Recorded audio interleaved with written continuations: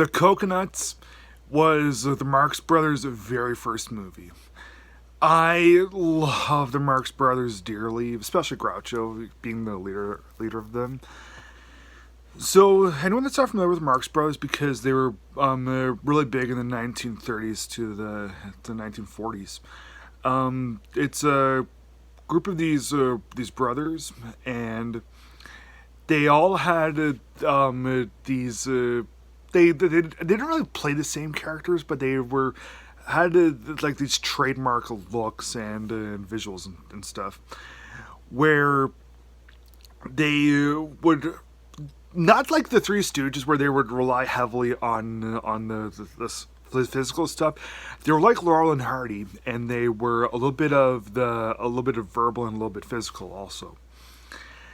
And in 1929, they did their very first thing called The Cocoanuts. This isn't their best film, but I would call it one of their best. I'll eventually get around to reviewing all Marx Brothers films, and I'll get to what is their best film. Yeah, The Cocoanuts, I'd call Cocoanuts top 5 for them. The reason this isn't their number one is because they were just starting off, and it was during the advent of sound. Well, because sound first came about in 1927. This was 1929, so they needed a little bit more calibration with things. And there's a couple of bits where the camera didn't look like it. Like for instance, we see a bunch of these girls dancing like back in the 19 like the Rockettes, and the camera is down and it's just showing their legs basically. And yeah, there's a few disagreeing moments of when music pops up and a few disagreeing moments of where the camera is supposed to be. Those are ultimately the reasons why I don't consider this film to be perfect. Oh, well, because the advent of sound at the time, the lack of calibration is forgivable in this, but where the camera gets placed and where the music gets placed in a few bits, flawed. Other than that, seeing each of these Marx Brothers as their trademark characters doing their signature things, I'm just all for it. Like you have Groucho, for instance. I'm sure a lot of people have seen his face. I'm sure a lot of people haven't, but he's just a genius. He was like one of the first insult comics, and I just love seeing everything that Groucho does.